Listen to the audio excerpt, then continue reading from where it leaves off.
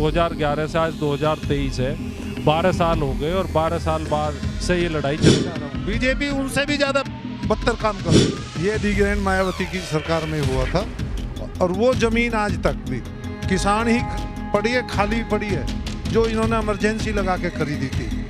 नियम के अनुसार तो इन्होंने आज के रेट का पैसा देना चाहिए। दलाली कमाने का काम इस प्राधिकरण ने किया है। ग्रेटर नोएडा प्राधिकरण के खिलाफ 15 मई को किसानों का हल्ला बोल, मांग पूरी होने तक जारी रहेगा प्रदर्शन। दिल्ली एनसीआर के ग्रेटर नोएडा के 40 से अधिक गांव के किसानों का हल्ला बोल जारी है। एक बार फिर अखिल भारतीय किसान सभा ने 4 गुना सर्किल रेट मुआवजा, 10% प्लाट प्रस्ताव, बच्चों के लिए रोजगार सहित कई विषयों को लेकर ग्रेटर नोएडा प्राधिकरण के खिलाफ विरोध प्रदर्शन करने का ऐलान किया है। इससे पहले बीते 8 मई को जेपी गोल चक्कर से ग्रेटर नोएडा प्राधिकरण की तरफ हजारों की संख्या में अखिल भारतीय किसान सभा के नेतृत्व में किसानों ने काली पट्टी बांधकर प्राधिकरण के खिलाफ प्रदर्शन किया था। अब किसान पंचायत में सर्वसम्मति से फैसला लिया गया है कि 15 मई को भारी संख्या में एक बार फिर किसान ग्रेटर नोएडा प्राधिकरण का घेराव करेंगे। इस बार काफी संख्या में महिलाएं भी प्रदर्शन में शामिल होंगी। जय हिंद दोस्तों, वंदे मातरम। मैं सोनू नागर, आप देख रहे हैं हिंद फोकस न्यूज़। अभी मैं यहाँ ग्रेटर नोएडा में हूँ। ये इस तरफ मेरे अथॉरिटी है और ये सभी किसान भाई हैं जो कि 17 दिन से यहाँ धरने पर बैठे हुए हैं। दिन रात ये यहीं पर हैं। मीडिया, सोशल मीडिया और अथॉरिटी, सरकार ना जाने क्यों इनकी तरफ ध्यान नहीं दे रही है और इनकी जो डिमांड है वो बहुत छोटी सी डिमांड है और अथॉरिटी से इन अपना हक मांगने की जो डिमांड है। मैं एक बार मिलता हूँ। नमस्कार सर, आप अपना मेरा नाम डॉक्टर रूपेश वर्मा है। मैं प्रवक्ता हूँ अखिल भारतीय किसान सभा गौतम बुद्ध नगर इकाई का। तो सर, आपकी जो डिमांडें हैं अथॉरिटी से, जिस वजह से आप यहाँ बैठे हुए हैं, उसके बारे में थोड़ा सा ब्यौरा छोटे से। हमारी 10% आबादी प्लाट, 10% जो आबादी प्लाट है उसकी डिमांड है। हमारा हाई कोर्ट का आदेश था, फिर हाई पावर कमेटी बनी थी, उसका जो है सिफारिशें थी, उसमें 64% हमें दे दिया, लेकिन 10% प्लाट के लिए वादा खिलाफी की गई है और हमें एफिडेविट लिया था कि भाई आपको 10% प्लाट देंगे और आप कोर्ट मत जाओ। तो बड़ी संख्या में हमारे किसान कोर्ट नहीं गए। 1 लाख जो परिवार इससे प्रभावित हैं और पूरे क्षेत्र का ये मुद्दा है और 50 गाँवों का अधिग्रहण इसमें हुआ है। और दूसरा मुद्दा हमारा 17.5% जो है आबादी कोटा का जो हमारा प्लॉट होता है उसका है और एक मुद्दा हमारा 120 वर्ग मीटर के न्यूनतम प्लाट का है और रोजगार का है और आबादियों के लीज बैक का है। तो अभी जो भैया ने बताया कि 10% प्लॉट का, तो मैं आपको बता दूं 6% प्लॉट शायद अलॉट हो रहे हैं या ऐसा है। तो जो 4% प्लॉट है वो जो कुछ किसान भाई हैं जो कोर्ट चले गए, जिन्होंने कोर्ट का रास्ता अपनाया, उनको मिल चुके हैं। ऐसा ही है भैया? बिल्कुल, उन्हें मिल गया जो कोर्ट गए थे और जो कोर्ट नहीं गए उन्हें नहीं मिला। जबकि जो कोर्ट ने कहा था कि भाई जो एक नोटिफिकेशन में समान रूप से प्रभावित किसान है उन्हें समान रूप से लाभ मिलना चाहिए। इसी बात को कंसीडर किया जो जयवीर सिंह मंत्री हैं, उनकी अध्यक्षता में हाई पावर कमेटी ने, उसने अपनी सिफारिशों में कहा कि भाई ये जो है 64% भी हमें देना चाहिए और 10% भी देना चाहिए। तो 64% की 91वीं बोर्ड बैठक में इन्होंने प्रस्ताव पास कर दिया और 64 किसानों को दे दिया। लेकिन 10% का जो मुद्दा है वो आज तक लंबित है और बीच में इन्होंने 104वीं बोर्ड बैठक में प्रस्ताव पास करके शासन को भेजा और शासन स्तर से उसको जो है नामंजूरी हो गई। जबकि जो है इन्होंने उसमें पैरवी नहीं की, जबकि उसमें ऑलरेडी सिफारिशें थी हाई पावर कमेटी की। तो शासन को जो इन्होंने भेजा गुमराह करने के नज़रिए से भेजा, जबकि इनको एम्पावर कर दिया था सरकार ने पहले से ही कि भाई आप इसमें, जब हाई पावर कमेटी बन गई उसने रिकमेंड कर दिया, तो इसमें कोई आगे कोई कार्रवाई चिट्ठी पत्री की शासन स्तर पर ज़रूरत नहीं है। तो आप अपने लेवल पर इसमें प्रस्ताव पास करो और प्रभावित किसानों को 10% प्लाट दो। लेकिन ये आप समझो कि 2011 से आज 2023 है, 12 साल हो गए और 12 साल बाद से ये लड़ाई चल रही है। तो एक तरीके से जो धोखा खिलाफी है, अपने आप को ठगा महसूस कर रहे हैं किसान। सर आप बताइए, आपका नाम? मेरा नाम वीर सिंह नागर है। मैं किसान सभा का जिला संयोजक हूँ। किसानों की कोई मांग नहीं है अपनी तरफ से, बल्कि जो किसानों से अथॉरिटी ने वादा किया है, जो वादा खिलाफी कर रही है, उस वादा खिलाफी के खिलाफ हम यहाँ बैठे हुए हैं। जो हमारा तय है उसमें हमारा भूमि अधिग्रहण एक्ट के तहत जो नई ज़मीन खरीद है उसकी मांग है।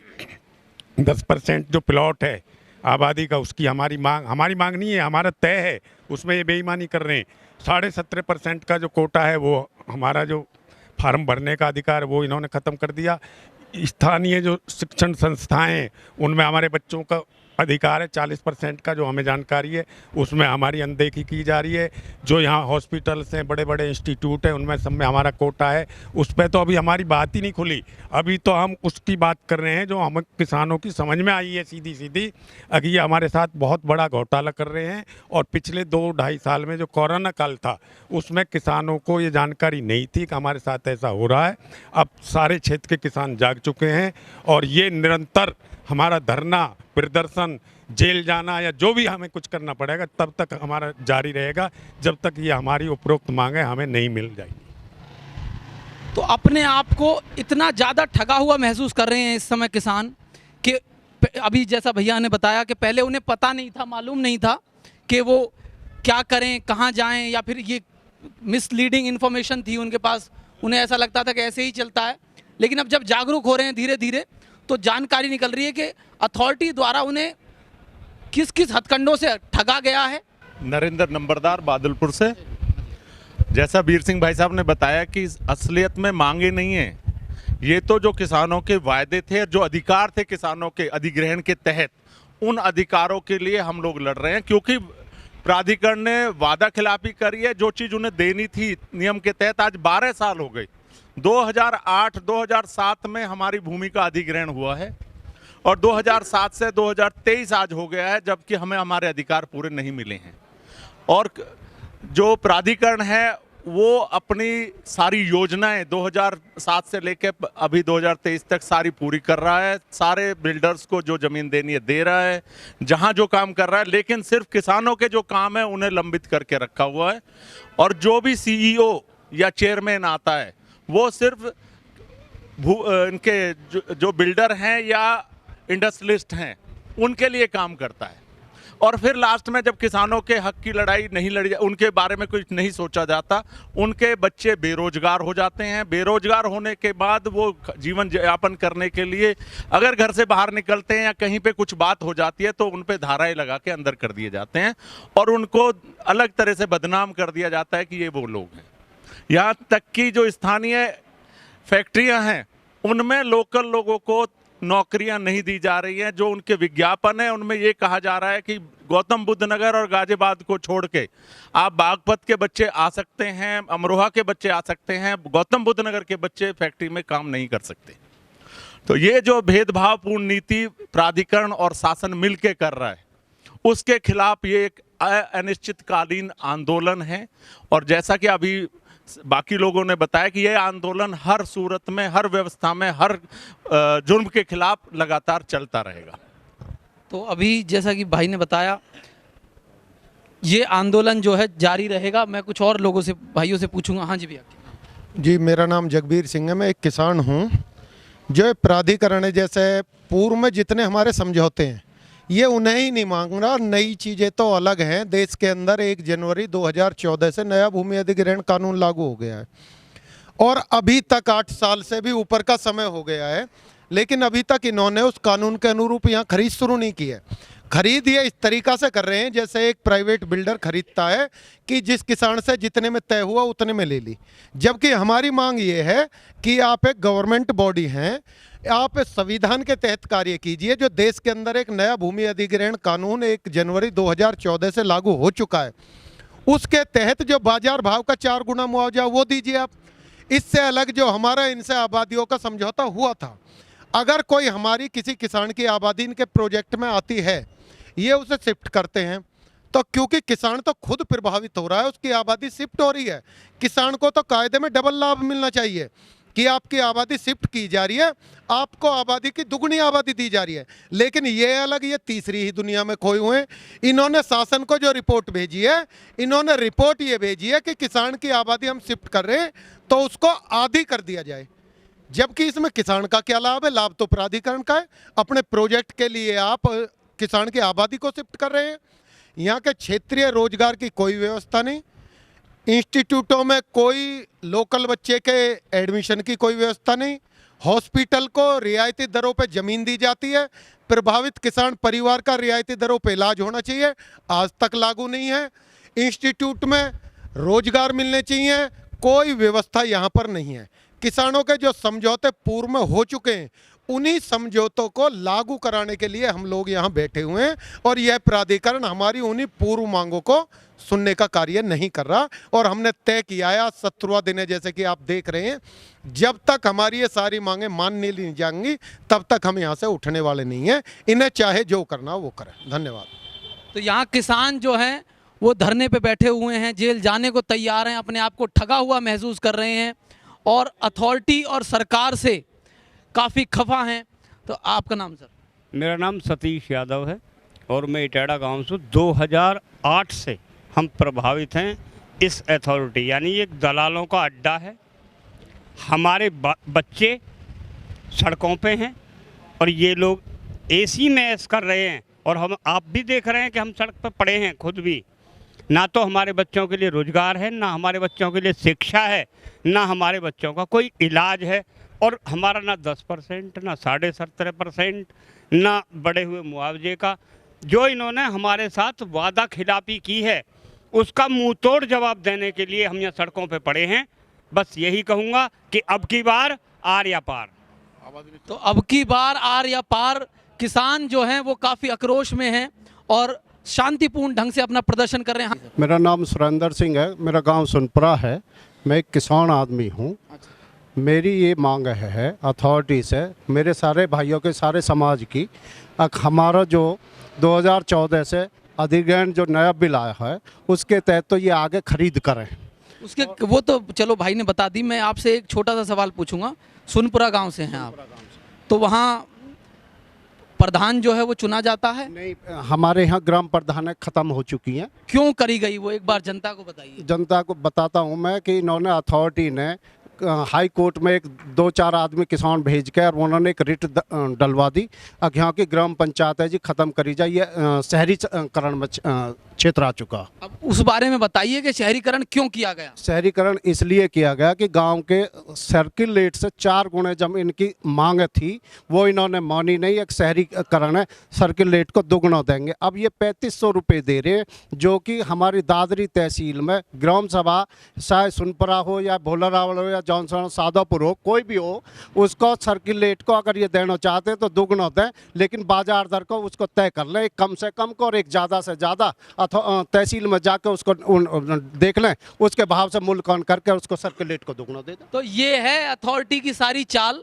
जब कोर्ट से ऑर्डर आता है कि गांव का 4 गुना और शहर का 2 गुना मुआवजा आपको देना पड़ेगा, तो गोल गोल घुमाकर सारी नगर पंचायतों को, सारे ग्राम पंचायतों को ठप कर दिया जाता है और वहां पर शहरीकरण के नाम पर 4 खंभों पर बिजली लगा दी जाती है, आरसीसी रोड बिछा दिया जाता है। किसानों की इतनी मांग है कि हमारा खरंजा ठीक था, लेकिन वो जो 4 गुना होना था उसको आपने आरसीसी में बिछाकर वो खरंजा ठीक था हमारा। बताइए भैया। हाँ जी, हमारा खरंजा ठीक था। आरसीसी के गांव के आपका अथॉरिटी जो काम कर रही है उसकी हालात आप देखेंगे। हमें तो उसे आरसीसी को उखड़वाने में इतनी दिक्कत है क्योंकि खड्डे, सीवर नहीं है, पानी की व्यवस्था नहीं है, कोई सफाई कर्मी नहीं है, वो सारी बहुत बुरी समाज की हमारे देहात की बहुत हालत ख़राब है। तो ये कोई सुनते नहीं है। कोई कंप्लेंट करो तो अथॉरिटी में कहते हैं जी आप ब्लॉक में जाइए। कोई हमारे अगर परिवार में किसकी मृत्यु हो जाती है उसके प्रमाण पत्र के मृत्यु प्रमाण पत्र के लिए हमें 6-6 महीने लगने पड़ते हैं। 6-6 महीने हम उसको एक प्रमाण पत्र को अपने वारिस कैसे बने उसके लिए हमको 6 महीने को समय लगता है। तो प्रतिनिधित्व ना होने की वजह से कोई ग्रामीण गांव का प्रतिनिधित्व नहीं होता है, तो इस तरीके की समस्याएं लोगों को होती हैं। हाँ जी, और बताइए। तो मैं तो आपसे ये धरना हमारा आज 17वां दिन है और हम 15 तारीख में एक बहुत बड़ा आंदोलन करने जा रहे हैं। उठेंगे हम यहाँ से जब अपनी मांगों को लिखित में और आज के प्रेस व्यक्ति में और ये सब मनवा के जाएंगे। तो तब उठेंगे जब ये अथॉरिटी जो है, ये तानाशाह अथॉरिटी, उधर मैं दिखाना चाहूँगा, ये अथॉरिटी की जो बड़ी सी बिल्डिंग आपको दिख रही है, ये गरीब किसानों के लिए तानाशाह अथॉरिटी और ये सरकार दोनों तब तक लिखित रूप में ना दे दें किसानों को, तब तक ये धरना इनका जारी रहेगा। तो कृष्णपाल जी बताइए, मतलब आपकी जो समस्याएं हैं और ये जो सारा आप ये आंदोलन 17 दिन से चल रहा है, तो इसमें पिछली सरकार की गलतियां, इस सरकार की गलतियां, अथॉरिटी की गलती है, मतलब किसकी मेन गलती आप किसकी समझ रहे हैं, क्या है गलती? गलती तो इसमें मेन अथॉरिटी की चल रही है। सरकारें आई हैं, चली गई हैं, इन्होंने अपनी मर्जी से खरीद करने के लिए अखिलेश सरकार में अपना एक कोई रूल पास करा लिया है। और ये अधिग्रहण हुआ था बीएसपी की सरकार में, मायावती जी की सरकार थी उस समय। हाँ, नहीं, अखिलेश सरकार में हुआ है ये अधिग्रहण 2007 से 9 जब नहीं, वो तो पहले, हाँ, वो ये अधिग्रहण मायावती की सरकार में हुआ था। और वो जमीन आज तक भी किसान ही पड़ी है, खाली पड़ी है, जो इन्होंने इमरजेंसी लगा के खरीदी थी। नियम के अनुसार तो इन्होंने आज के रेट का पैसा देना चाहिए। दलाली कमाने का काम इस प्राधिकरण ने किया है। उसमें अखिलेश सरकार में फिर आप, मतलब जैसे मायावती की सरकार थी, उसके बाद फिर आपने अखिलेश की सरकार भी देखी। आप उसमें जब ये नया कानून आ गया कि भाई शहर का दुगना और ग्रामीण का 4 गुना, उससे बाईपास करने के लिए अखिलेश शासन में इन्होंने ये करा लिया कि हम अपने हिसाब से ज़मीन को खरीदेंगे और अथॉरिटी ये घाटे में ना जाए, ये अपने हिसाब से ही जो खरीदते हैं वो ही पास कर दिया गया। अच्छा, किसान घाटे में चला जाए, किसान अपनी ज़मीन से भी जाए, अपने बच्चों को रोज़गार भी ना दिला पाए, यहाँ की जो कंपनियाँ लगें, लेकिन अथॉरिटी घाटे में नहीं जानी चाहिए। तो इस सरकार ने कुछ किया? फिर इन्होंने भी आके उस पर कुछ नहीं किया, ये उसी को दबाए बैठे हैं। 2017 से 2022 चली गई, अब 2023 में दोबारा 2013 से दबाए बैठे हैं। ये 2013 में ही पास हो गए था शहर का दुगना और गांव का 4 गुना देना।